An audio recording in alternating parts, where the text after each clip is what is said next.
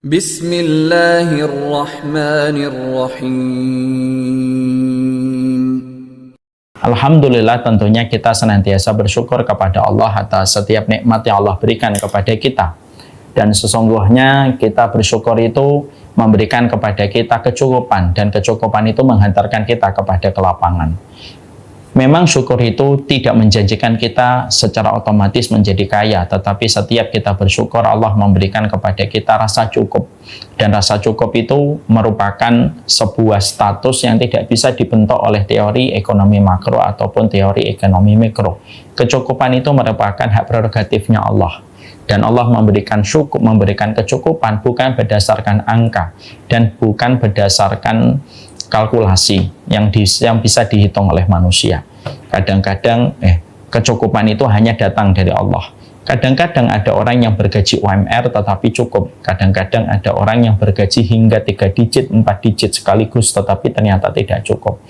Karena yang kaya belum tentu cukup, yang miskin belum tentu kurang. Kecukupan itu miliknya Allah selama kita bersyukur.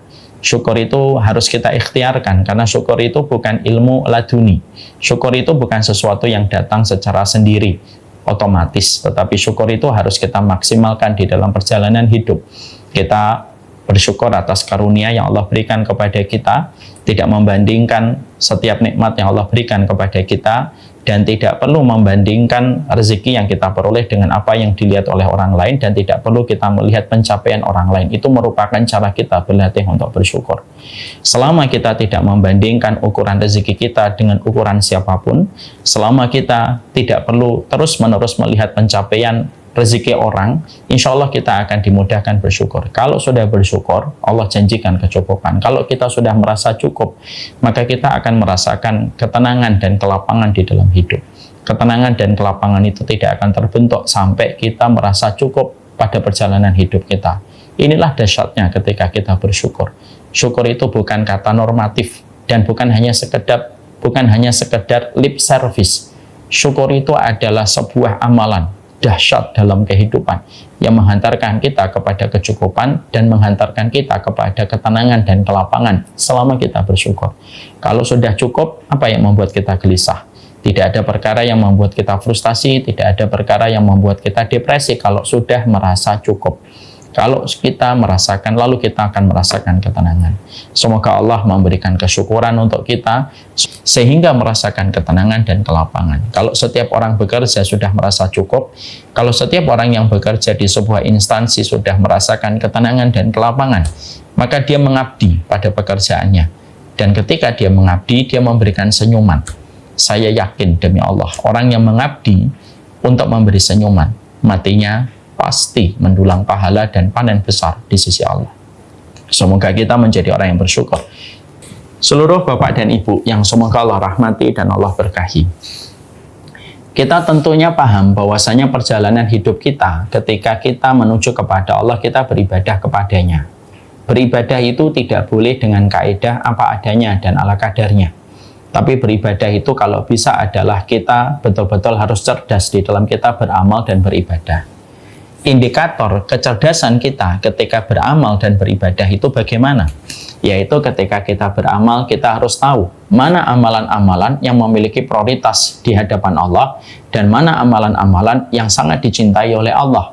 Karena amalan itu kita butuhkan sejatinya untuk menjadi jalan pintas supaya kita cepat menjemput rahmatnya Allah ketika kita melakukan amalan yang bersifat prioritas dan amalan yang bersifat shortcut, jalan pintas kita untuk menjemput rahmatnya Allah.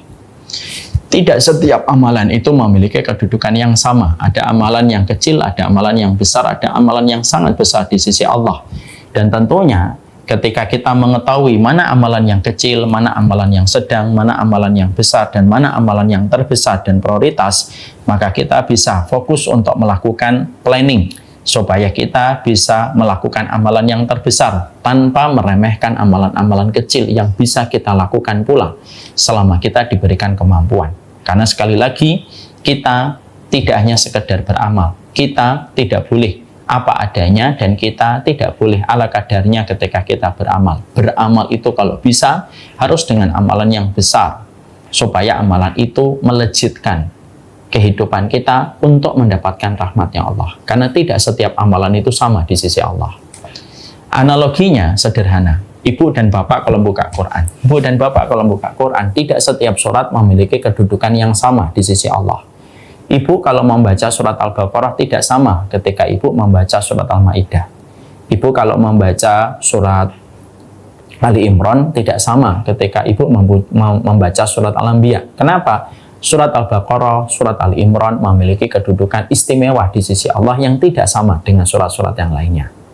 Ibu membaca Al-Ikhlas tidak sama dengan membaca An-Naba. Ibu membaca surat Al-Falaq, An-Nas tidak sama dengan kita membaca surat At-Takwir ataupun Abasa.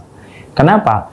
Karena 3 surat yang terakhir memiliki kedudukan begitu besar di sisi Allah dibandingkan dengan surat-surat yang tadi saya sebutkan pembandingnya. Ini menunjukkan kepada kita, amal pun sama. Amal itu tidak semuanya sama di sisi Allah. Inilah yang menjadikan kita harus mengerti, fokus kepada amal besar itu merupakan perkara besar, supaya kita melejit untuk menjemput rahmatnya Allah, karena rahmatnya Allah yang kita butuhkan supaya kita selamat dalam kehidupan di akhirat. Amalan besar itu menyegerakan kita untuk memantaskan kita mendapatkan rahmatnya dalam kehidupan dunia dan kehidupan akhirat. Jangan hanya apa adanya, jangan hanya ala kadarnya, karena amal pun harus disikapi dengan kecerdasan ketika kita memahami ilmunya tentang amal tersebut. Contoh yang paling nyata dalam perkara ini, saya kalau dimasakkan istri saya bukan masakan favorit saya, mungkin apresiasi saya kepada istri saya datar dan biasa. Contoh, saya tidak terlalu suka pecel. Saya suka, tapi tidak menjadi makanan favorit saya. Kalau ada pecel dimasakkan istri saya akan terima kasih sama istri saya. Pagi-pagi pulang dari masjid, saya mencium bau bumbu kacang. Saya tanya sama istri saya, masak apa, Bu? Masak pecel. Pecel saya suka, tapi bukan makanan favorit saya. Maka saya akan menyampaikan terima kasih, walaupun standar. Dan ketika istri saya nanya, nambah nggak, Bi? Saya nggak pengen nambah. Kenapa? Pecel kesukaan saya, tapi bukan favorit saya. Tapi beda kalau misalkan istri saya memasak pagi-pagi itu misalkan memasak nasi goreng plus telur mata sapi setengah matang. Itu makanan favorit saya, walaupun sekarang sudah mulai ngurangin ya, karena sudah 40 ke atas. Maka ketika saya pulang dari masjid, saya mencium bau bawang merah dan bawang putih bersatu di atas wajan, lalu terdengar suara telur dipecah di atas wajan, lalu mencium bau bagaimana nasi digoreng, maka saya langsung berbinar-binar. Dan ketika saya nanya, masak apa, Bu? Masak sarapan favoritnya Abi. Apa itu? Nasi goreng. Iya, nasi goreng telur mata sapi ditambah dengan salmon. Nah, itu favorit saya. Maka pasti saya berbinar. Maka apresiasi saya kepada istri saya mungkin istimewa. Terima kasih ya cintaku. Ada kata-kata rayuan yang saya berikan. Dan mungkin ketika sebelum ditanya, nambah nggak, Bi? Saya sudah nambah 4 kali. Kenapa? Kok berbeda? Sama-sama dimasakkan sarapan. Karena pecel bukan favorit saya. Walaupun saya suka, saya makan, tapi saya tidak nambah. Tapi nasi goreng itu favorit saya. Dan ketika saya ditawari nambah, saya sudah nambah 4 kali. Kenapa? Itu makanan favorit saya. Semoga Bapak Ibu paham ya di sini ya. Ini analogi sederhana. Itulah pula yang menjadikan kita paham. Amalan favorit itu penting. Dan kita harus paham amalan favorit itu apa saja. Supaya kita bisa mengatur strategi kita di dalam beramal, karena sesungguhnya umur kita itu tidak sepanjang umurnya Nabi Nuh 1650 tahun. Kita ini adalah umatnya Nabi Muhammad yang dikasih umur 70-80 tahun, dan sedikit sekali yang melewati angka itu. Makanya kita akhirnya perlu strategi kita beramal supaya amalan yang kita lakukan itu betul-betul favorit. Dan ternyata para ulama menerangkan di antara banyak puluhan amalan favorit yang diterangkan di dalam kehidupan kita selaku hambanya Allah, amalan favorit itu salah satu poin besarnya itu apa? Amalan favorit itu sangat tergantung waktu ketika kita beramal. Karena waktu sangat mempengaruhi setiap amal dan menjadikan amal itu menjadi favorit ketika dilakukan di waktu prime time. Saya ulangi. Kita butuh amalan favorit. Kita tidak boleh hanya sekedar beramal, dan kita tidak boleh sekedar apa adanya di dalam kita beramal. Kita perlu amalan yang besar, dan di antara amalan besar itu tergantung Sangat tergantung di waktu kapan kita beramal. Karena apapun amal yang dilakukan di waktu prime time itu menjadikan amalan itu menjadi besar. Dan kita harus paham, waktu prime time-nya seorang manusia, ketika mereka beramal di hadapan Allah itu ada 3 waktu prime time. Prime time yang pertama yaitu ketika pada 10 hari yang terakhir di bulan Ramadan. Itu prime time, ibu-ibu. Apapun yang ibu lakukan di 10 hari yang terakhir di bulan Ramadan itu merupakan amalan besar sekali. Di mana Allah melipat gandakan dengan kelipatan hanya Allah yang tahu. Dan kita paham ya, 10 hari yang terakhir bulan Ramadan identik dengan bulannya Nabi Muhammad SAW. Makanya setiap amal pada waktu bulan Ramadan dibukakan pintu surga. Yang kedua, prime time yang kedua itu apa? 10 hari yang pertama di bulan Muharram. Ini kan bulan Dzulqa'dah sekitar tanggal 24-an, nanti insya Allah Dzulhijjah, nanti Muharram. Bulan Muharram pun sama, memiliki kedudukan yang besar, di mana bulan itu identik dengan bulannya Nabi Musa. Ketika Allah menyelamatkan Musa dari kejaran Fir'aun pada tanggal 10 Muharram, sampai kita disunahkan untuk puasa 2 hari, 9 dan 10, atau 10 dan 11. Itu merupakan prime time yang kedua. Amal yang dikerjakan pada 10 hari yang pertama di bulan Muharram itu memiliki kedudukan yang besar. Prime time yang ketiga yang menjadikan amal ini menjadi lebih besar lagi di sisi Allah itu kapan menjadikan amal yang kita lakukan pada prime time yang ketiga. Itu kapan prime time-nya? Prime time yang ketiga itu adalah 10 hari yang pertama di bulan Dzulhijjah. Yang sekitar 5 hari lagi kita akan menuju kepada bulan Dzulhijjah. Itu merupakan prime time, di mana bulan ini identik dengan bulannya Nabi Ibrahim dengan Ismail alaihi salam. Bulan ketika Nabi Ibrahim melewati ujian dan beliau sukses dengan ujian yang datang dari Allah. Bukan hanya sekedar sukses, tetapi cum laude. Nabi Ibrahim melewati lembaran-lembaran ujian yang Allah berikan kepada Nabi Ibrahim ketika beliau di bulan Dzulhijjah, dan di bulan Dzulhijjah 10 hari yang pertama menyelesaikan bagaimana beliau melewati ujian dengan sukses ketika beliau menyembelih Ismail tanpa beliau ragu terhadap perintah itu, dan Allah menggantikan Ismail dengan domba. Ini menunjukkan kepada kita bahwasanya 10 hari yang pertama yang kita akan bertolak dan sedang menuju kepada 10 hari yang pertama, ini amalan besar di sisi Allah. Makanya sampai Nabi Shallallahu Alaihi Wasallam beliau pun menegaskan tentang itu untuk menobatkan bahwasanya 10 hari yang pertama di bulan Dzulhijjah yang sekiranya 5-6 hari lagi kita menuju kepada 10 hari yang pertama di bulan Dzulhijjah, maka Nabi menegaskan dengan sebuah sabdanya yang sangat indah. Ma min ayyamin al-amalu salih fiha ahabba ilallah min hadhil ayyamil ashr. Tidak ada satu amalan yang paling dicintai oleh Allah kecuali amalan yang dilakukan pada 10 hari yang pertama di bulan Dzulhijjah. Itu amalan besar sekali. Walal jihad fisabilillah, walal jihad fisabilillah illa kharaja bi nafsihi wa malihi falam yarji' minhu dzalika syai'un.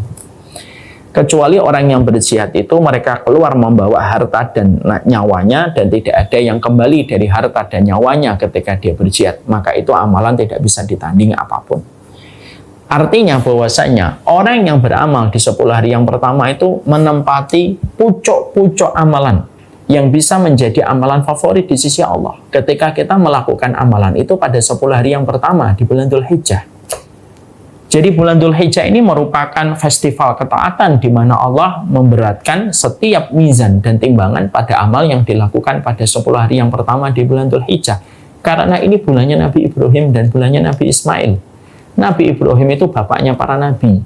Bahkan hanya satu nabi yang dipanggil oleh Nabi Muhammad dengan panggilan Abi.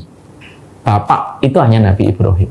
Untuk menunjukkan betapa dekatnya kedudukan Nabi Ibrahim dengan Nabi kita tercinta, Nabi Muhammad Sallallahu Alaihi Wasallam. Ya, makanya kalau kita perhatikan, kalau kita membuka-buka dalam sejarah, dalam kitab Imam Ibnu Katsir diterangkan. Jadi Nabi Ibrahim itu pada tanggal 7 Dzulhijjah, itu beliau tanggal 7 Dzulhijjah malam ke-8 beliau bermimpi. Mimpinya menyembelih Ismail. Ketika beliau bermimpi menyembelih Ismail, maka pada tanggal 8 Nabi Ibrahim itu termenung karena beliau masih belum yakin apakah mimpinya datang dari Allah ataukah tidak ketika diperintahkan menyembelih Nabi Ismail. Makanya tanggal 8 Dzulhijjah disebut hari Tarwiyah. Tarwiyah itu diambil dari akar kata rawa yang artinya merenung. Maka tanggal 8 sore Nabi Ibrahim memanjatkan doa kepada Allah, ya Allah, kalau mimpi tadi malam benar datang dari Engkau, berikan aku mimpi kembali yang sama, supaya aku tahu itu merupakan isyarat bahwasanya mimpinya ini datang darimu dan bukan datang dari setan. Malam ke-9 Nabi Ibrahim tertidur, malamnya mimpi kembali dengan mimpi yang sama.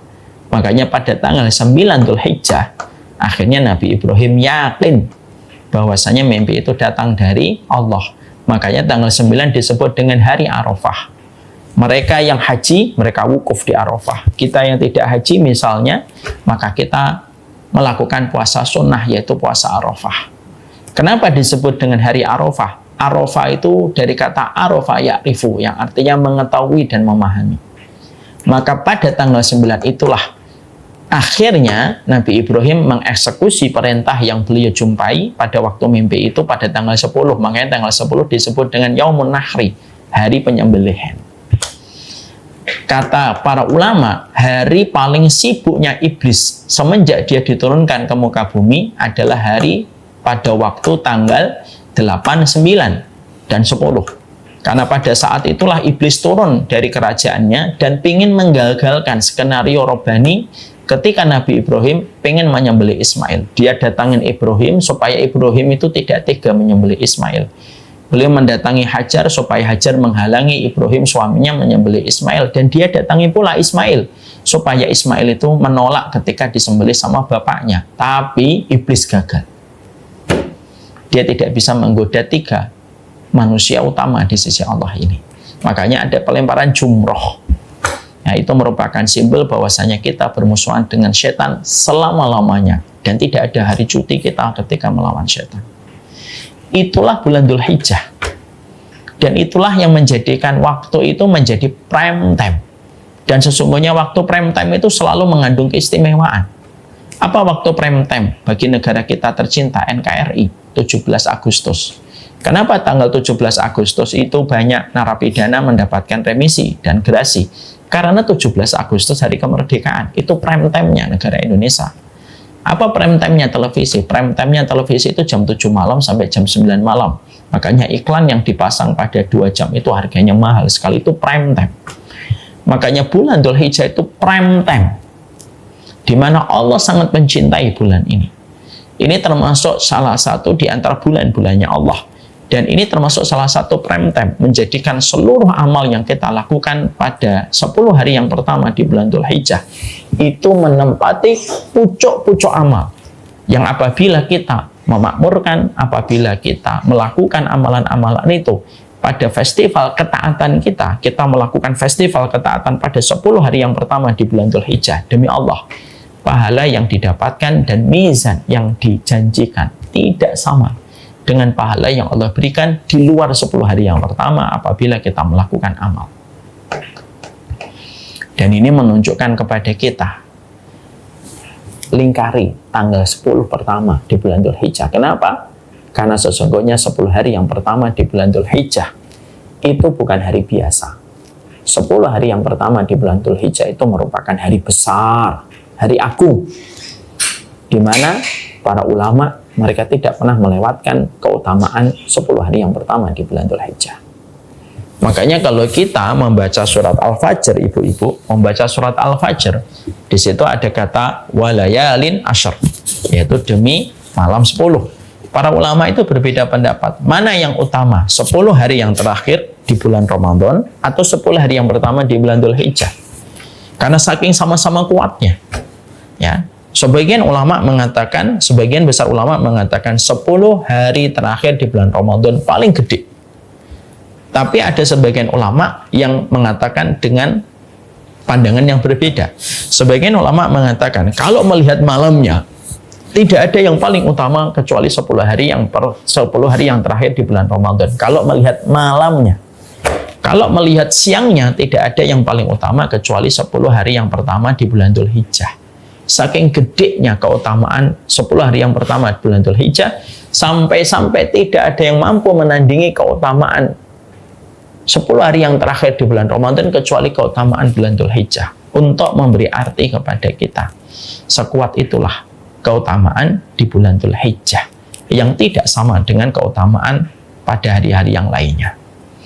Sehingga tidak salah kalau sebagian ulama sampai mengatakan kepada kita, sebagian ulama lalu mengatakan kepada kita begini, kalau kamu merasa tidak maksimal di 10 hari yang terakhir di bulan Ramadan, cara untuk menebus kekurangan dan kelalaian kita di bulan Ramadan, cara menebusnya itu apa?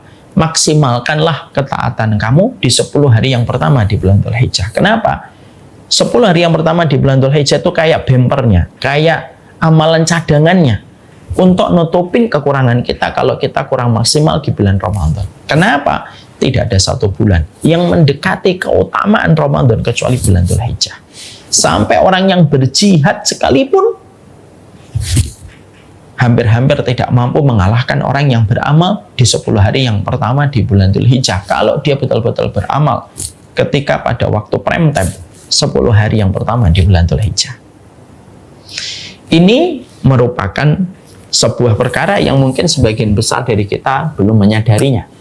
Setelah kita memahami, mengetahui bahwasanya 10 hari yang pertama di bulan Dzulhijjah itu merupakan prime time, dan ini merupakan golden time-nya kita ketika kita beramal dan melakukan transaksi ketaatan kita dan ibadah kita kepada Allah. Apa ketaatan dan ibadah yang harusnya kita makmurkan pada 10 hari yang pertama di bulan Dzulhijjah? Kita membicarakan ibadahnya, lalu kita membicarakan puncaknya. Ya, kita membicarakan batangnya, lalu kita membicarakan puncaknya. Amal-amal yang tentunya harus menjadi perhatian dan kita memberikan spesial treatment kalau kita akan memasuki bulan Dzulhijjah itu, seluruh ketaatan yang kita lakukan di bulan Dzulhijjah itu pada dasarnya memiliki nilai yang sangat istimewa ketika dilakukan pada 10 hari yang pertama di bulan Dzulhijjah. Tapi setidaknya ada beberapa amalan spesifik yang bisa kita lakukan ketika kita berada pada 10 hari yang pertama di bulan Dzulhijjah. Yang pertama apa? Yang pertama, kalau bisa memperbanyak puasa. Kalau bisa memperbanyak puasa, kalau ada hari Senin Kamis, puasa Senin Kamis, selain dari puasa Arafah. Kalau bisa, puasa 9 hari berturut-turut. Dari tanggal 1 sampai tanggal 9 puncaknya pada waktu hari Arafah. Dan hari Arafah itu hari besar, hari agung. Hari ketika Allah banyak membebaskan manusia dari ancaman api neraka. Tidak ada satu hari yang begitu istimewa sampai Allah membebaskan banyak manusia dari api neraka kecuali di hari Arafah. Makanya bagi yang haji, mereka berdoa tulus dari pagi sampai sore. Bagi yang tidak, kita berdoanya dari habis asar sampai maghrib. Jangan keluar dari masjid kalau hari Arafah. Cukup di masjid di hari Arafah itu. Berdoa yang banyak, memohon kepada Allah supaya kita diberikan ampunan oleh Allah Subhanahu wa taala. Ya, itu di hari Arafah. Ya, kita memperbanyak puasa. Boleh puasa Senin Kamis, kita niatkan puasa Senin Kamis plus ditambah puasa di 10 hari pertama di bulan Dzulhijjah. Boleh menambah dari itu 9 hari, dari tanggal 1 sampai tanggal 9 kita berpuasa. Nah, atau kalau memang tidak bisa, puncaknya saja, yaitu pada hari Arafah kita puasa. Maka itu termasuk salah satu amalan besar yang merupakan amalan yang bersifat favorit di waktu yang prime time, yaitu 10 hari yang pertama di bulan Dzulhijjah. Yang kedua, yaitu amalan yang tentunya sangat dianjurkan ketika kita berada pada waktu prime time. Itu kapan? Yang kedua itu ketika kita banyak bertakbir. Jadi semenjak nanti tanggal 1 bulan Dzulhijjah kita menunggu pengumuman dari Kementerian Agama kapan tanggal 1 masuk ke negara kita Indonesia tercinta ini. Maka semenjak tanggal 1 kita memperbanyak ucapan-ucapan tahlil. Allahu Akbar, Allahu Akbar, la ilaha illallah, wallahu Akbar. Ini bukan hanya nunggu ketika malam sebelum Id, tapi semenjak tanggal 1 kita memperbanyak itu. Dan ini disebut dengan takbir mutlak, takbir yang kita ucapkan kapan saja. Habis sholat, ketika naik mobil, ketika pulang dari mobil, ketika sedang duduk di kantor sebentar sebelum membuka pekerjaan, kita takbir sebentar. Allahu Akbar, Allahu Akbar. La ilaha illallah, wallahu akbar. Allahu Akbar walillahil hamd, terus selama 9 hari. Kalau sudah masuk tanggal 10, maka takbirnya dengan syarat habis sholat bersama dengan imam di masjid bagi laki-laki, dan bagi perempuan hanya habis sholat ketika dia sholat di rumah. Ini namanya takbir, dan kita disunahkan untuk memperbanyak takbir ketika 10 hari yang pertama di bulan Dzulhijjah. Yang ketiga, termasuk amalan favorit di waktu prime time ini, yang ketiga itu apa? Yaitu ketika kita memperbanyak sedekah pada waktu 10 hari yang pertama. Sedekah-sedekah ini dilipat gandakan oleh Allah. Ya, kita tilawah pun kita disunahkan untuk memperbanyak ketaatan ketika pada 10 hari yang pertama di bulan Dzulhijjah. Puncaknya itu kapan? Puncaknya adalah ketika pada tanggal 10 kita memberikan korban. Yang kita korbankan semata-mata hati kita, pikiran kita, jiwa kita tertuju kepada satu kiblat. Kita berkorban semata-mata karena Allah. Ini puncaknya pengorbanan kita pada 10 bulan Dzulhijjah. Jadi kalau boleh saya sederhanakan ibu-ibu dan bapak di Rumah Sakit Umum Pengayoman Cipinang, semua amal yang dilakukan waktu prime time itu otomatis menjadi favorit. Ya, semua amal yang dilakukan pada waktu prime time 10 hari itu amalan favorit. Tapi di antara deretan amalan favorit ini, puncaknya amalan favorit ketika pada waktu prime time ini apa, Ustadz? Puncaknya itu korban. Karena sesungguhnya korban itu merupakan puncak dari pengabdian manusia ketika mereka berkorban kepada Allah semata. Saking cintanya Allah kepada korban yang kita berikan ketika pada waktu tanggal 10 Dzulhijjah itu, sampai Rasulullah mengatakan, wa inna dama la yaqa'u indallah qabla ayyaqa'a ala wajhil ardi. Maka ada hadis yang menggetarkan hati kita. Apa itu hadis yang menggetarkan hati kita? Tidaklah satu korban yang disembelih, ya, lalu tercipratlah darah ketika korban itu disembelih, sebelum darahnya menetes membasahi permukaan bumi, maka darah itu sudah diambil oleh Allah dan disimpan di sisi Allah. Dan nanti kita akan menemukan darah itu sebagai bukti dari sebuah simbol rasa cinta kita kepada Allah ketika berkorban semata-mata karena Allah. Dan itu akan kita temukan darah-darah itu kelak ketika kita berdiri di pengadilan Allah. Ini korbanmu, ini korbanmu, ini korbanmu, ini korbanku, untuk memberikan bukti kalian itu mencintaiku. Dan itu disimpan oleh Allah. Kalau analogi kita, kayak ditaruh di satu museum pribadi, di mana museum itu akan dibukakan untuk kita ketika nanti kita berdiri di pengadilan Allah. Ini darah tahun 2025, ini darah dari pengabdianmu tahun 2024, ini darah dari pengabdianmu kepadaku tahun 2022, dan semua darah-darah itu akan diberikan oleh Allah balasan yang terbaik di sisinya ketika kita berkorban. Saking dahsyatnya amalan favorit yang menjadi puncaknya amalan di waktu prime time ini, saking begitu istimewanya, tadi saya menyebutkan apa yang disabdakan oleh Nabi, bahwasanya Nabi sampai mengatakan, sampai Nabi itu berkata, sesungguhnya darah-darah dari hewan yang kamu korbankan sebelum membasahi bumi, dia sudah tersimpan begitu indah di sisi Allah, di mana itu akan mendapatkan balasan yang terbaik di sisi Allah. Makanya Nabi sampai mengatakan, anfiki awin fahi, infakkanlah hartamu, ya. Maka sesungguhnya ketika kamu menahan-nahan hartamu, menghitung-hitung hartamu, Allah akan menghilangkan keberkahan pada hartamu. Jangan pakai hitungan matematika. Seakan-akan Nabi dalam satu riwayat Bukhari ini, dalam satu hadisnya, anfiki awin fahi awin dohi wala tuhsi fayusillahu alaika. Kata sabdanya Nabi itu indah, saya bacakan. Infakkanlah hartamu, jangan kamu menyimpan-nyimpan dan kamu menghitung-hitung lalu kamu simpan-simpan apa yang menjadi hartamu itu. Jangan hitungan sama Allah. Kalau bahasa kasarnya antara omongan manusia dua laki-laki itu, sudah sama Allah tuh jangan ngitung-ngitung. Infakkan hartamu, ya. Maka sesungguhnya sedekahkanlah dari hartamu itu, ya. Maka berkorbanlah. Janganlah sampai keberkahan hartamu itu hilang ketika kamu tidak mau berkorban dan berinfak untuk Allah semata. Kalau kamu bersikeras, kalau kamu membatu, bandel, dan kamu menahan hartamu, dan tidak kamu berinfak, tidak pula kamu berkorban, maka sesungguhnya Allah pasti menahan karunia dan Allah pasti menghancurkan keberkahan pada harta yang kamu miliki. Ya kalau harta kita sudah hilang keberkahannya, apa yang kita harapkan? Karena yang paling kita harapkan dari harta kita itu apa? Keberkahannya. Orang bisa mendapatkan harta yang banyak ketika dia korupsi, tapi dia nggak bisa dapat keberkahan. Yang kita harapkan dari harta itu cuma satu, keberkahan. Tidak ada garansi dan tidak ada asuransi terbaik seorang hamba yang beriman kecuali satu. Garansi dan asuransi terbaik manusia itu adalah keberkahan dari Allah. Itu keberkahan dari Allah.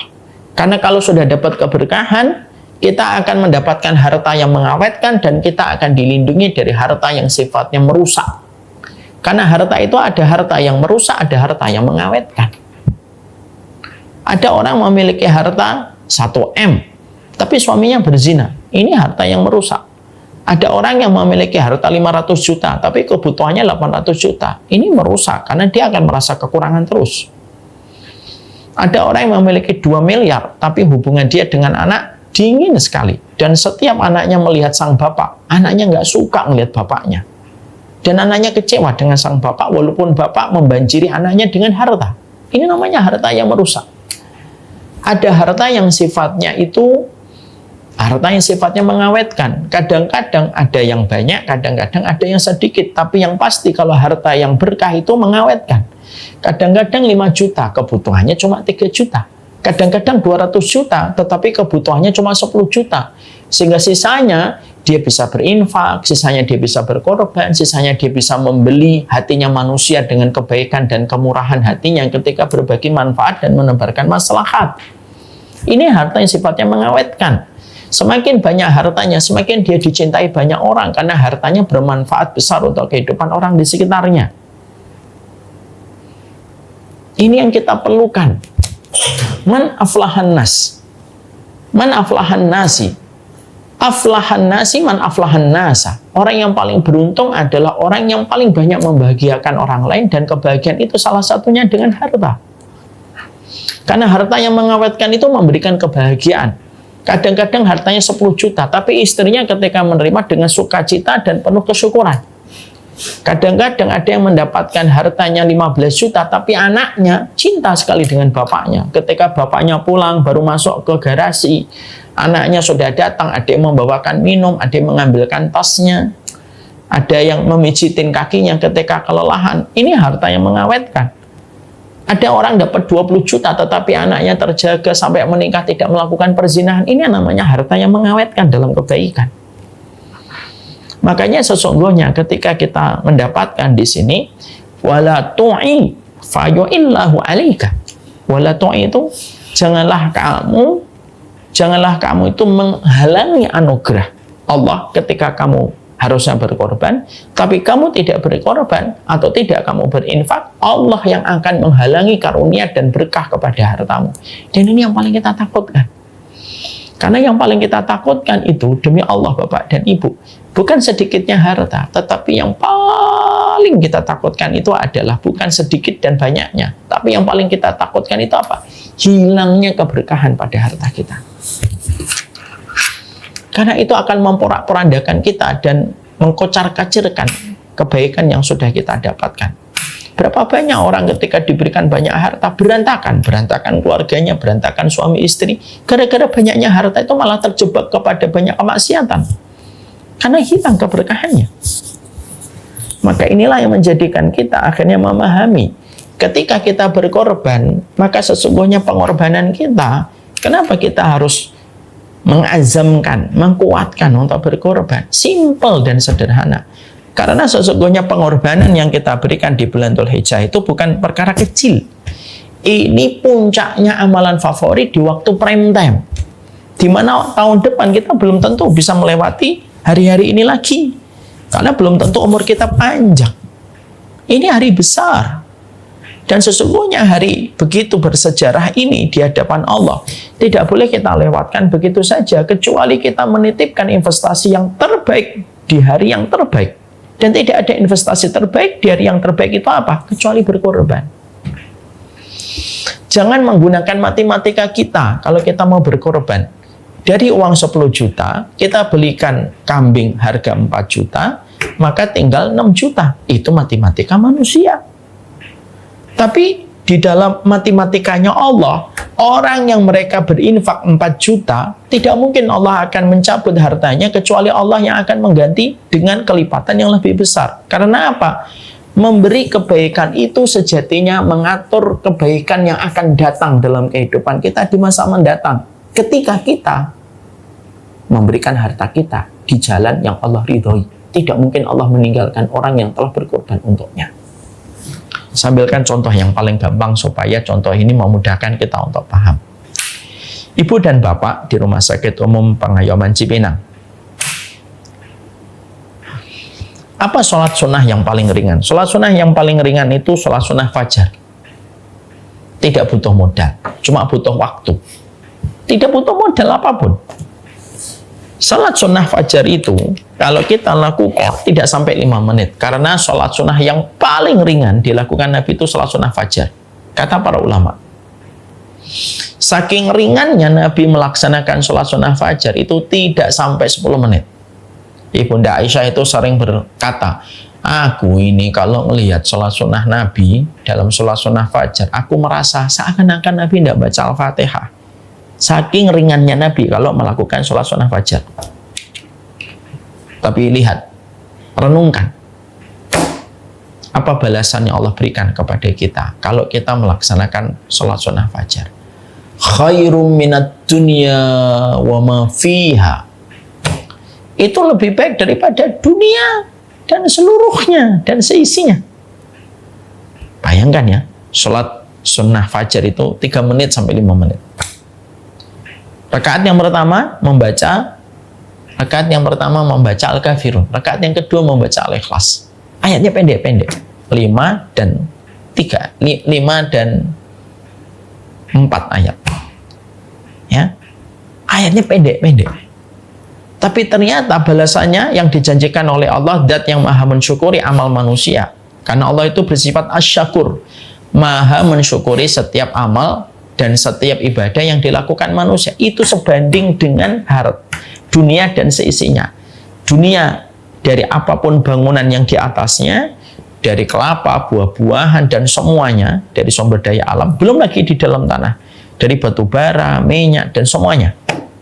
Berarti kita kalau sholat sunnah fajar, per detiknya itu ratusan triliun kita dibayar oleh Allah. Ratusan triliun kita dibayar sama Allah. Kalaulah sholat sunnah fajar saja dibalasnya dengan ratusan triliun bahkan ribuan triliun per detiknya, lu apalagi amalan favorit, dan ini merempati puncaknya amalan favorit di waktu prime time. Mungkin nggak kalau Allah itu memberikan pahalanya itu sekedarnya? Ya nggak mungkin, sangat tidak mungkin.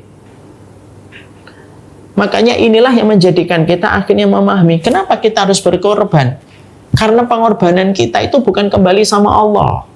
Jangan sampai kita salah berpikir bahwasanya kalau kita berkorban, nanti Allah yang mendapatkan profit dari apa yang kita korbankan. Enggak sama sekali. Makanya dalam hadis qudsi, Allah itu berfirman. Apa firmannya Allah? Allah itu berfirman begini. Lau anna awalakum wa akhirakum wa insakum wa jinnakum ala atqa qalbi rajuli wahidun minkum mazata fi mulki syai'a. Kalaulah kalian dari awal sampai akhir, dari jin dan manusia, sepakat semuanya beribadah kepadaku, kata Allah. Dan semuanya sepakat untuk taat dan berkorban kepadaku, kata Allah. Mazada fi mulki syai'an. Itu tidak akan nambah sedikit pun kerajaan yang sudah aku miliki, walaupun sejengkal. Hanya sejengkal pun nggak nambah.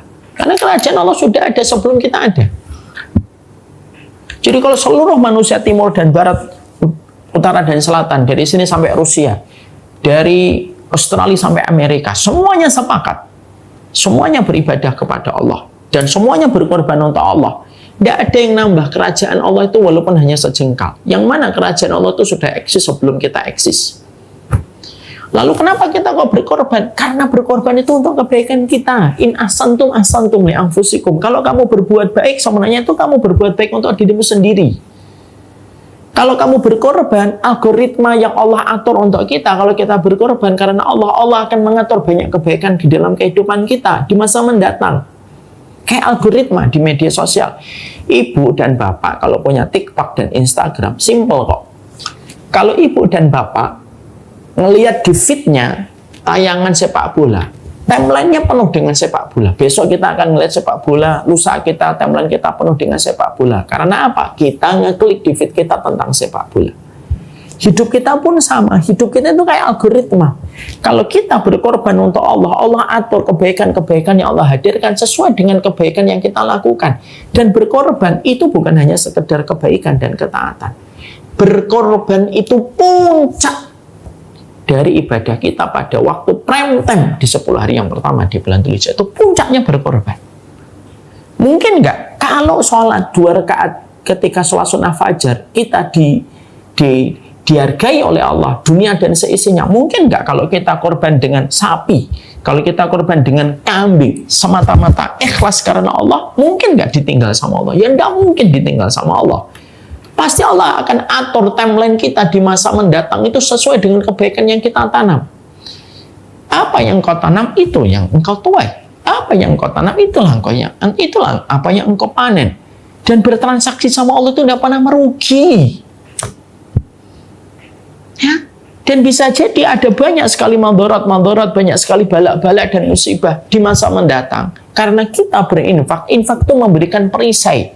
Berkorban itu memberikan perisai supaya kehidupan kita terlindungi dari berbagai macam balak dan musibah. Karena apa? Terkadang balak dan musibah itu datang menimpa kehidupan kita. Kenapa? Kadang balak dan musibah itu datang kepada kehidupan kita disebabkan karena kita tidak punya perisai untuk menjaga dan melindungi kehidupan kita dari balak dan musibah itu. Dan perisai kehidupan kita itu apa?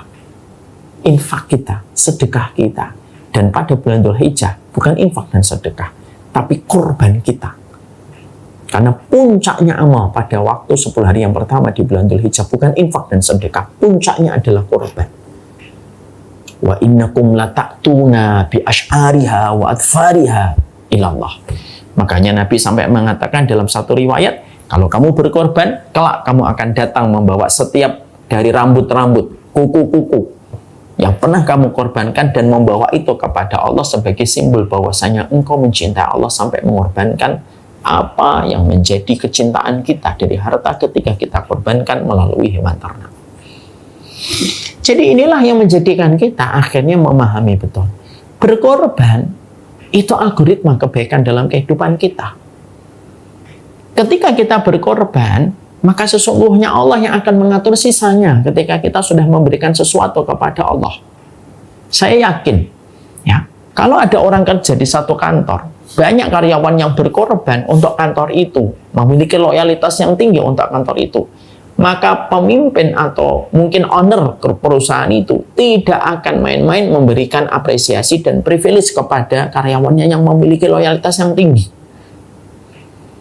Kenapa? Karena loyalitas seorang karyawan itu menjadikan perusahaan itu bisa berkembang dan bisa membesar. Selama karyawan itu memiliki loyalitas yang besar. Sama, loyalitas kita sama Allah itu tidak akan pernah dilewatkan oleh Allah. Al-birru la yabla, kata para ulama. Kebaikan itu tidak pernah expired, kebaikan itu tidak pernah basi, kebaikan itu tidak pernah kadaluarsa. Dan kebaikan yang kita berikan pada puncak amalan kita, yaitu pada prime time yang terbaik, yaitu adalah pada waktu golden time dan prime time, tidak mungkin akan menjadi keluarga, tidak mungkin akan menjadi kadaluarsa, tidak akan mungkin expired, kecuali akan berbalik arah, akan berbalik kepada kita dengan sebuah kebaikan. Ya. Karena apa? Karena begitulah kebaikan yang kita peroleh ketika kita bertransaksi sama Allah. Oleh karenanya, mungkin di bulan Dzulhijjah ini, kita sudah menabung, kita memberikan terbaik pengorbanan kita. Yakin algoritma kita, seluruh kemudahannya akan diberikan oleh Allah selama kita mau berkorban. Harus memenuhi syarat dulu, kita berkorban. baru Allah akan memberikan infaknya kepada kita dalam perjalanan hidup.